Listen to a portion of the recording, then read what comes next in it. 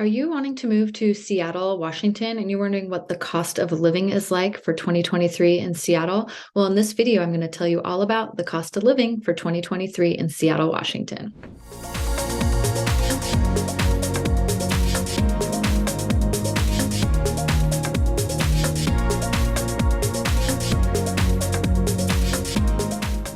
Hey everybody, this is Tova Williamson. I am a local real estate agent here in the Seattle metro area. And on this video, on this channel, I shoot tons of videos of what it's like to live in Seattle, Washington. So if those are videos you want more of, go ahead and subscribe and click that bell so you'll be notified every time a new video comes on. We honestly get reach outs every day from people moving to the area. We love hearing from you, but we can't help unless you call. So give us a call, email, text. We got your back when you're moving to Seattle. So today I'm going to talk about the cost of living in Seattle for 2023 this year. I think no matter where you live, it's no surprise that prices have gone up a lot over the past year or two. Seattle's no exception. It's always been kind of a more expensive city to live in. And I mean, it's gotten even more expensive over the past couple of years. So these are prices, trying to find the best info for 2023 or at least 2022 to get an idea of what it's like to live here and the cost of living. The median household income in Seattle is about $105,000 a year. That's household income. So tends to definitely be on the higher side here. The minimum wage in Seattle is at $16.50 an hour. It goes even higher for companies that have over 501 employees. So the bigger the companies are, the higher minimum wage they have to pay. It's like this weird staggered thing. So companies with 501 or more employees have to pay $18.69 for their minimum wage, just based on like the federal minimum wage to what we see in the Seattle area. Definitely a lot higher. Still, I mean, $16.50 is not much to live on, especially when the prices are what they are in Seattle. Based on the most recent consumer price index, Seattle has an inflation rate of 8.4%. So we've seen huge increases in prices, just even like going to the grocery store, you're just like, oh, what happened? This costs way more than it used to. So we've definitely seen those prices go up in kind of every aspect of life. So we're going to break it down for categories of what the cost of living is. This is kind of just general, trying to give you a good idea. These are not like hard and fast numbers. Everything varies for every person. Everybody lives differently. Like you can absolutely live on less and live more frugal if you want. You can absolutely spend more on things too. So just trying to give like a general idea of what the general cost of living is here in Seattle. First off, to just give it some perspective, the sales tax here is very high. It's 10.1% in Seattle. Each city varies slightly. So some of the neighboring cities might be slightly less at like 9.5 or something, but 10.1 is what Seattle's looking at for sales tax. So that just adds a good chunk on to some of your purchases, especially like some larger purchases, you know, like TVs or things that end up costing more. That's a good chunk, but that's what we've got. We got 10% sales tax. One thing to note, there is no state income tax in Washington.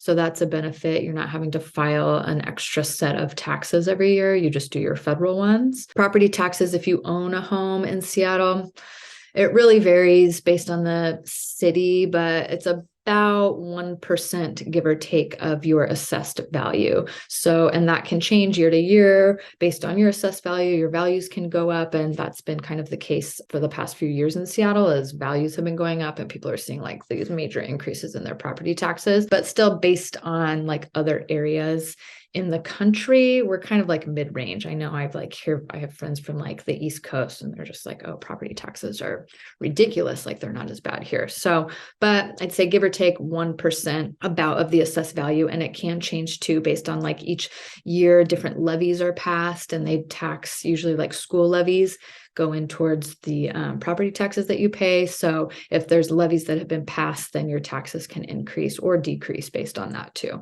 So just something to keep in mind. Housing is going to be your biggest expense here.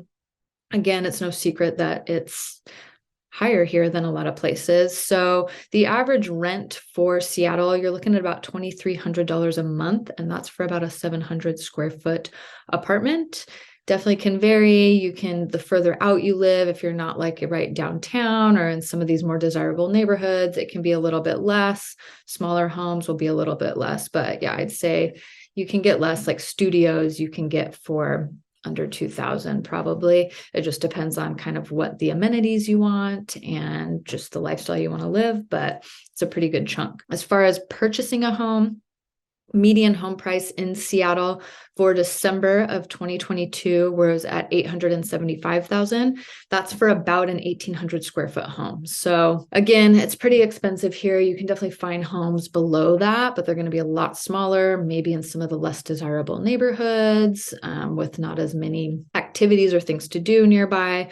But yeah, definitely a big chunk there. Condos, you're going to be seeing a little bit less. The median sales price for condos was $500,000. That's for about an 863 square foot condo. So your money goes a little farther with condos, but just something to keep in mind too, condos have HOAs. So some of those HOA dues can add up really fast, especially if you're in some of these bigger buildings that have a lot of amenities and a concierge and things like that. Homeowners dues can be like a whole nother mortgage payment too. So just something to keep in mind if you're looking like comparing condos versus single family. Sometimes single family seems more expensive, but then if you add in some of those dues and stuff, it might kind of even out too. So it just kind of depends. The next section we're going to talk about is like food and groceries. So groceries have gone up quite a bit. In 2022, food prices in Seattle climbed by 11.3%. So that's not nothing. I mean, that's definitely affects people and their bottom line. Seattle in general, I think, tends to be more expensive with groceries just because there's a lot of very health conscious people here. People buy organic and local, and there's all these specialty grocery stores. So prices here can be higher just in part due to like just fancier like food and stuff that people like to eat. So that's something to keep in mind. You can, there's Safeway and QFC, which is like Kroger brand grocery stores here, but there's Whole Foods. There's some fancier like Metropolitan Market is more like a high-end type of grocery store. So there's just kind of the whole gamut. There's a lot of farmers markets here where you can get fresh local produce, which is kind of cool. Our area, it doesn't get like super cold, so you can almost always find some sort of fresh local produce. I mean, the winter, you're mostly looking at like root vegetables and like apples, but you can almost always buy local throughout the year, which is kind of cool here. Restaurants are pretty expensive too. For like an average two-person, like mid-range restaurant, you're probably looking at like $80 to $90 for dinner. That includes like your dinner, maybe a couple drinks. If you get more drinks, it's going to be more than that. Then you tip. One thing to keep in mind here is a lot of like nicer, like kind of some of the fancier restaurants have started, instead of like people tipping on their own, they just add a service charge in to your bill already. They tell you on the bill, like they make it very obvious, so you're not tipping on top of that, but they charge like a 20% service fee that goes towards the tip. So that gets included. So sometimes some of those, like Applebee's or something isn't going to do that, but some of the more just like fancier restaurants have started to add that in, especially when they did the increased minimum wage here. Then they just were like, well, we're just going to include the service charge instead then. So just something to remember if you're going out here, to kind of pay attention to your bill when it comes, because you may be tipping double. One thing to note, like the grocery prices are more expensive here, but there's no sales tax on groceries. Like prepared food, you get taxed at that 10% rate, but like raw groceries that you buy at the store, there's no sales tax on them.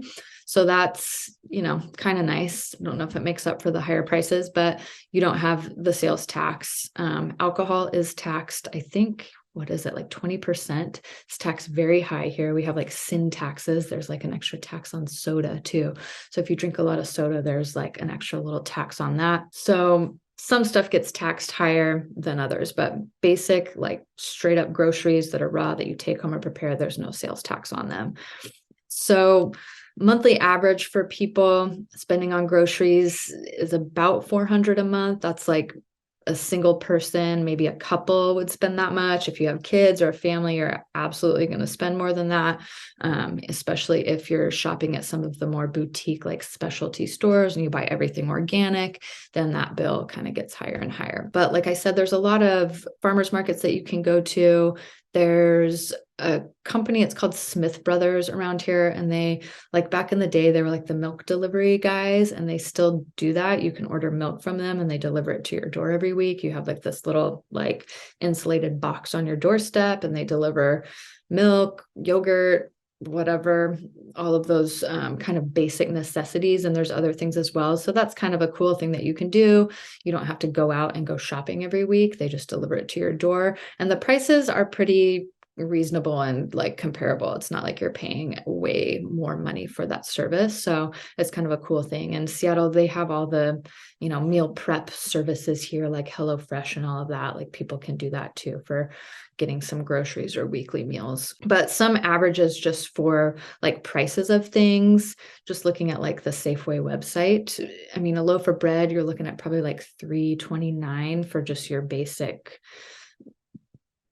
bottom line bread. And then it can go higher from there. Like once you get into the organic and, free range, whatever bread, you're looking at like $7 to $8 for a loaf, or artisanal, grains from the mountaintops or something, then it gets a little bit more expensive. But I mean, maybe I'm just used to Seattle prices forever, but $3.29 for a loaf of bread isn't too terrible. Same with eggs. You're looking about like $3.50 for a dozen eggs. Higher, you get into the free range organic chickens. Then you're looking at like $9, $10, $11, $12 sometimes for eggs. So can really vary too, depending on what your tastes are. Same thing with milk. For a gallon of milk, you're looking at about $4 for a gallon of milk. The organic stuff for a half gallon, you're looking at $6 or $7 for a half gallon of organic milk. So again, it just really depends on your taste, but there's a whole pendulum of what grocery prices are in our area for sure. Next thing is internet. So our internet here, we have like just a couple companies. Comcast is the main one. There are cable company too, Xfinity. People have complained about them all the time, but that's really all that we have. But you're looking at probably about $50 to $60 a month on internet. There's also CenturyLink here, and then another smaller company called Wave Broadband, but they all, like, you don't get a pick. They all just either service one area or they don't. So you're kind of just stuck with whoever services where you live or what building you live in. So you don't really, it's nothing you can like necessarily shop around for, but usually that $50 to $60, you have to sign like a 2-year contract and you lock in this rate.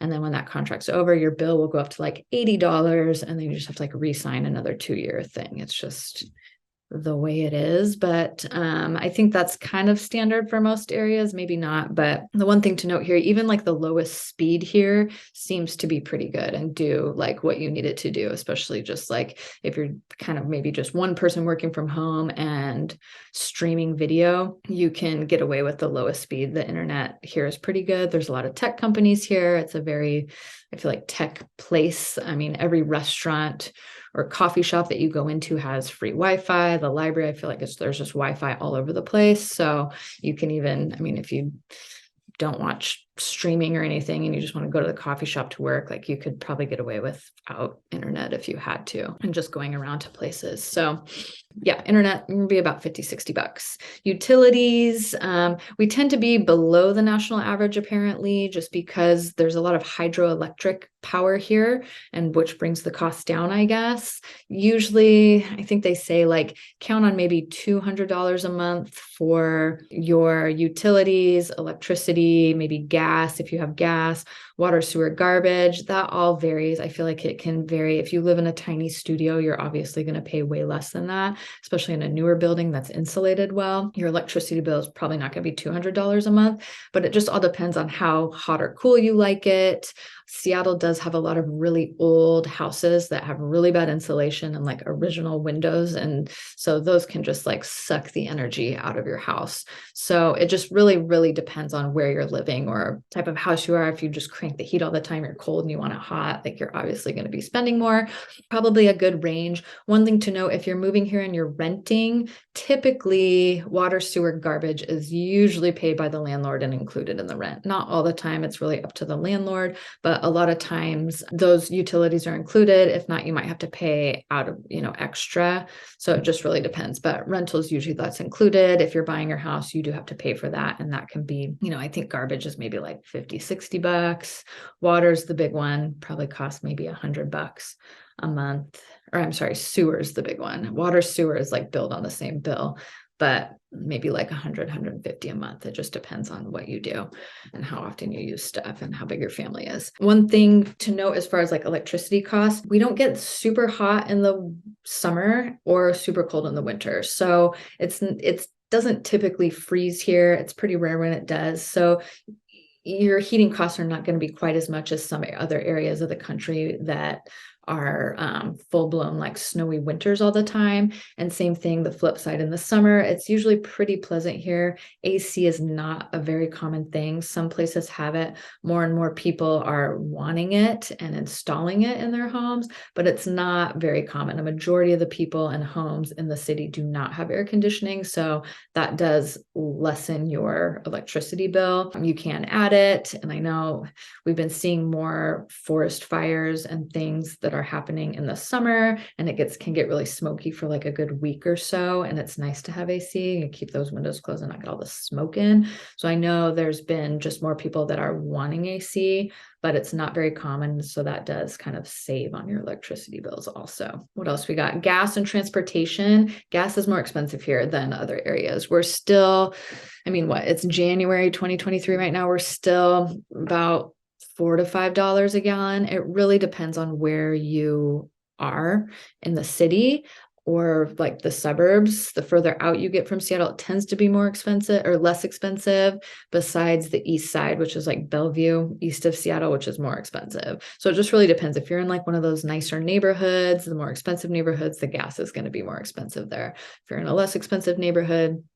gas will be less there. There are some areas I have seen it like below 4, in the 3s for sure, but you've got to, get out of the city and find it. So is the trade-off, is it worth like burning a bunch of gas to go find cheaper gas? I don't know. You got to decide that for yourself, I guess. But yeah, gas is still pretty expensive. Bus fare in the city of Seattle is $2.25 for a single ride. So the public transit here is not amazing, but it's not bad either, especially if you're like downtown area or some of those areas that are closer to public transportation. You're looking at $2.25 for a bus fare. For a single ride, it's $4.50 for a day pass. And then they also have an Orca card, which is like a little card that you can reload all the time and put money on. That way you're not like struggling with change when you're trying to get your bus fare. You can just tap the card on the reader. And then some of the larger employers do offer like a stipend on an Orca card or a discount on Orca cards too. So just depending on the job that you're getting or the employer, you might ask about an Orca card, because some do offer that as an incentive or kind of like a bonus for working for them. So something to keep in mind. As far as the bus fares, there are discounts for seniors, discounts for lower income, and then 18 and older or 18 and younger ride free. So all kids ride free on all the public transportation in Seattle. One thing to note too, if you are working at Amazon or Microsoft, those two companies have shuttles. They're like these little buses that will go stop at different areas and pick workers up and take them to the work campuses, which is kind of cool. And I know people that ride those, and from what I've heard, they're like actually really nice buses. They're like super cushy and they have like Wi-Fi and the seats are all nice, like not like the city bus at all. So if you're working at some of those larger companies, definitely Microsoft and definitely Amazon offer those services. So if you're working for one of those companies, check into it and see if one of the shuttle stops is near you, if it's worth it, because it's nice. It's just part of their like service for their employees is to offer that shuttle service. Another thing to mention for transportation is Seattle. Let me pull up a map here. Seattle has quite a few toll bridges and tolled roads in the area. So that's something to keep in mind. If you're going to be commuting outside, if you're going to be living outside of Seattle and commuting in, there are some areas that have tolls. So we've got Seattle here. 520 bridge here that connects the east side to Seattle. This bridge is tolled. The toll varies throughout the day. During rush hour, it's higher than not. There is a good to go pass. It's like a little barcode that you stick in your window, because the cameras, they just like scan your license plate and they'll mail you the toll. But if you have this good to go pass, it scans it and it just takes the money out of your account, and it's at a discount. You get a much better rate if you have that good to go pass. And they have like, when you drive on the bridge, it will have like good to go price and mail-in price. And it's usually like $2 cheaper than the regular rate. So if that's a route that you're going to be going on often, I definitely recommend getting that good to go pass. So 520 bridges tolled, then you see the 99 right here. You can't tell in this map, but there's a tunnel. Where does it start? It starts like up here on Mercer and goes all the way through downtown and spits you out down in Sodo around here. So this is a new kind of thing that, I don't even get me started, but it was built and delayed and everything. So this is tolled too. And again, same thing. It depends on the time of day and it depends on if you have that good to go pass or not. But it can be anywhere from like $2 to $5 or $6, just depending on the time of day. So again, if you're going to be, using that tunnel to commute, definitely worth getting that good to go pass. What else? 405 over here has some tolled carpool lanes. So if you want to drive in the carpool lane, you can do that. They charge you, I think, $1 or $2 or 75 cents or something. Sometimes it's totally worth it to just be in that carpool lane and not deal with traffic. There's also, you go down here to Gig Harbor and Tacoma. This is the Tacoma Narrows Bridge. This is also tolled. So if you're living anywhere in this area and driving over, this is, I think it just went up. I can't remember. I want to say it's like $6 or $7 now without that good to go pass. I think it's $6 with the good to go pass. So again, just to keep that in mind, if you're looking at commuting and looking at routes, sometimes there might be tolls. So that can be an added expense to your budget. And if you're going to be using any of those regularly, then definitely get that good to go pass. Totally worth it. So next we're going to talk about childcare, which is a huge expense. I think anywhere that you live, it doesn't matter. Seattle's no exception. Childcare here is very expensive. In Washington state, the cost of childcare has gone up 55% during COVID. So that's just like insane and crazy. And I think a lot of people just like kept their kids home if they work from home and tried to make it work. But yeah, childcare is not cheap here. There's waiting lists. There's definitely like a lot of demand, not enough facilities. You've got it like, if you're coming here and you've got kids that need to be in childcare, get them on lists now because you can be waiting a while, especially with COVID. During that time, it was like reduced like amount of people that they could have. Now I think it's kind of back to normal levels that they're allowed to like have at a time. But childcare is definitely expensive, definitely eats up most families' like budget after housing, or even before. Sometimes your childcare is more expensive than your mortgage payment. But just to give an idea, before COVID, the average was about $11,700 a year for childcare. It's jumped up to about $18,000 a year, which is just like insane. That's like college tuition or something. So definitely a huge budget. If you have family or somebody that can help out with childcare, that's great. There's at-home daycares, which tend to be a little bit less expensive than like full-blown childcare, like daycare facilities. So sometimes if you can search for those, there's different websites where you can search. You just want to make sure they're like licensed and okay, like legit to be watching your child. But sometimes those are a little bit less expensive than traditional daycare centers. There is financial assistance. You have to qualify. I know the minimum, it's like one of those things where a lot of people like make above the minimum. The minimum's very low. So even if you don't make a ton of money, but you're not like way, way low below, but it's like you don't qualify for the childcare assistance, but they do offer it. It's the program. It's called DSHS. Part of, I think, a national program, but you might be able to qualify for that. Not all childcare providers accept that too. So it's just about if you do qualify and then finding a place that does accept those payments. And a lot of those places are full too, because a lot of people are looking for that more affordable childcare. Also, the city of Seattle has the Seattle Child Care Assistance Program. Again, you have to qualify and find a provider that will accept that payment. But there are some, I guess, helpful services for childcare, but a lot of people just are like on that midline where like they don't apply, but it's still, they can't afford it too. So it's just one of those things that is rough. I don't know what the answer is, but childcare is definitely expensive. It's going to be a big expense if you have younger kids that need childcare. And then lastly is healthcare. So our healthcare, I think we're about 24.3% above the national average. Healthcare is more expensive here, it seems like, and that can vary so much based on your insurance and just the type of care you need. It's just, there's too many variables to give like a certain number of what that's going to cost you.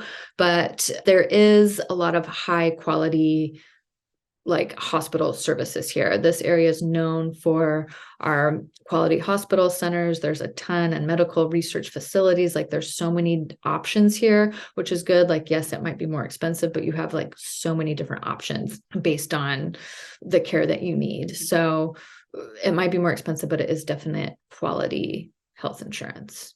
So that's what we've got for cost of living in Seattle 2023. Definitely more expensive here than some cities, but just depends on where you're moving from. Maybe your city was more expensive than Seattle, and this sounds really good. I don't know. But so moving to Seattle can be tough, especially if you don't know the area, you don't know where you're going, what you're doing, but we love helping you. That's why we're here. We want to hear from you. So give us a call, email, text. We've got your back when you're moving to Seattle.